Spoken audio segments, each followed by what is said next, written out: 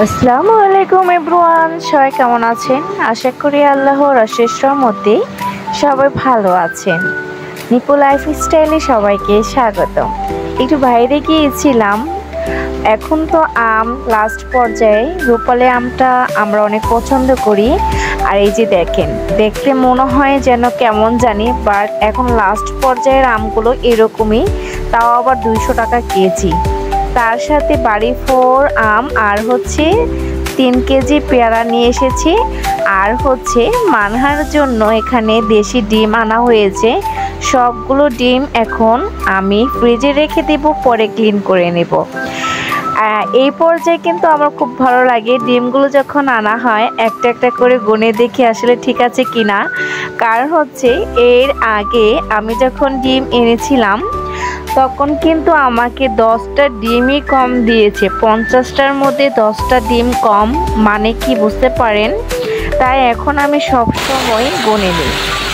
আর এই যে দেখেন কি সুন্দর বৃষ্টি হচ্ছে বাইরে। আমার গাছের অবস্থা তো টাইট, কারণ এতটা মুষলধারে বৃষ্টি আজকে হচ্ছে, তাই একটু শেয়ার করলাম।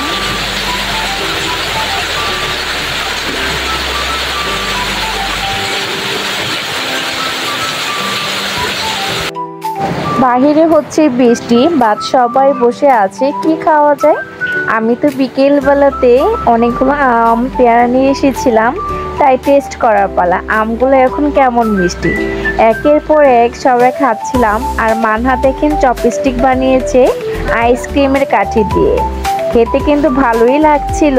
সবাই মিলে আড্ডা করছিলাম আর হচ্ছে বৃষ্টিটা উপভোগ করছিলাম। এই সময়টাতে যদি চাল ভাজা আর রং চা হতো দারুণ লাগতো, বাট কারো ইচ্ছে করছিল না রান্না করে গিয়ে একটু চা বানানোর। এতটা অলস হয়ে গিয়েছি আমরা। তারপরে আম্মা কিন্তু এখানে আমাদেরকে আম কেটে দিয়েছে, তাই বসে খাচ্ছিলাম।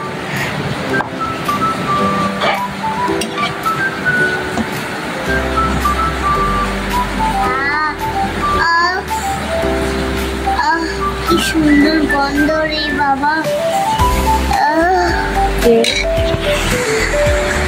সুন্দর গন্ধ। জল দামা বাহিরে কিন্তু অনেক বৃষ্টি, হয়তো বা আপনারা সাউন্ডটা শুনতে পাচ্ছেন।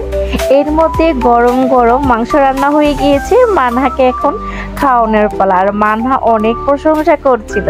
যাই হোক, আজকে ভিডিওটি কেমন লেগেছে, যদি ভালো লেগে থাকে অবশ্যই লাইক কমেন্ট করে পাশে থাকবেন। ভালো থাকবেন, আল্লাহ হাফেজ।